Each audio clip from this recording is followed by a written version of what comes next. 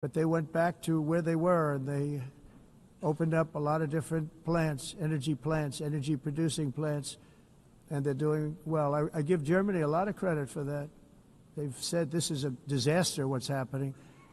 They were going all green. All green is all bankrupt. That's what it represents.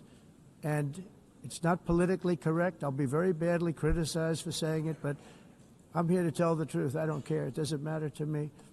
I'm in New York City. I'm feeling a lot safer. Crime, we're getting crime down. And by the way, speaking of crime, Washington, D.C. Washington, D.C. was the crime capital of America. Now it's a totally, after 12 days, it's a totally safe city.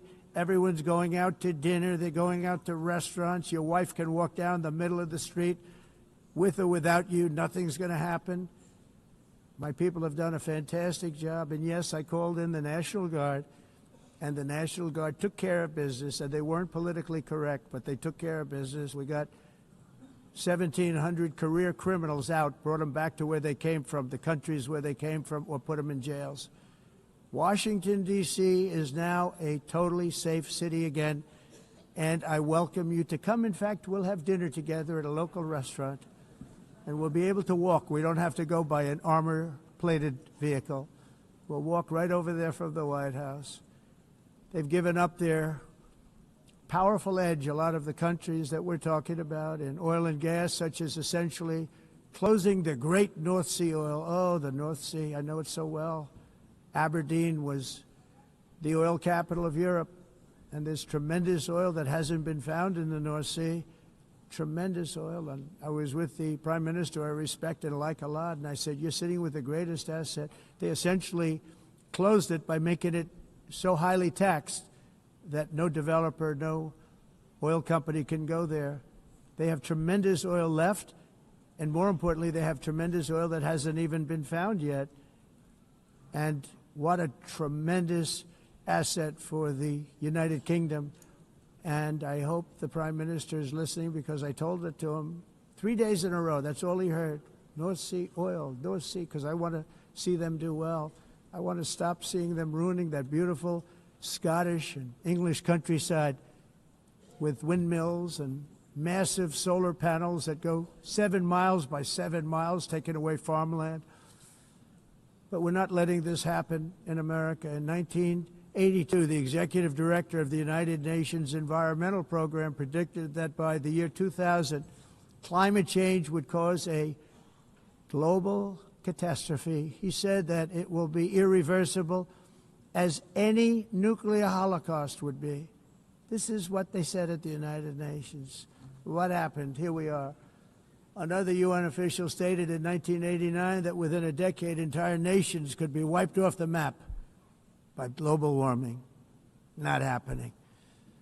You know, it used to be global cooling. If you look back years ago in the 1920s and the 1930s, they said, global cooling will kill the world. We have to do something. Then they said global warming will kill the world. But then it started getting cooler. So now they could just call it climate change, because that way they can't miss. It's climate change.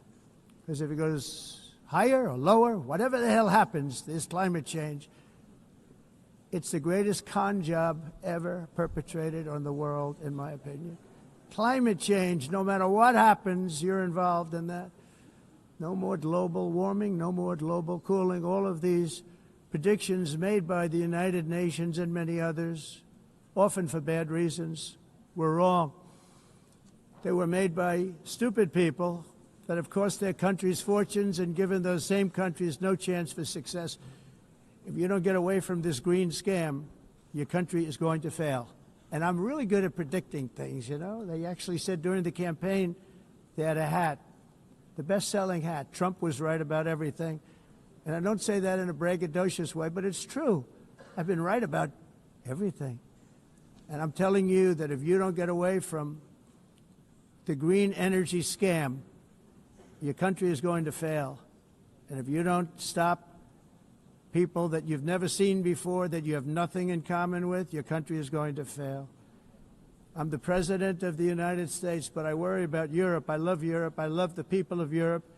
And I hate to see it being devastated by energy and immigration. This double-tailed monster destroys everything in its wake, and they cannot let that happen any longer. You're doing it because you want to be nice, you want to be politically correct, and you're destroying your heritage. They must take control strongly and immediately of the unmitigated immigration disaster and the fake energy catastrophe before it's too late. The carbon footprint is a hoax made up by people with evil intentions, and they're heading down a path of total destruction. You know, the carbon footprint was a big, big thing a few years ago. I remember hearing about the carbon footprint, and then President Obama would get into Air Force One, a massive Boeing 747, and not a new one, an old one with old engines that spew everything into the atmosphere. He'd talk about the carbon footprint, we must do so. Then he'd get in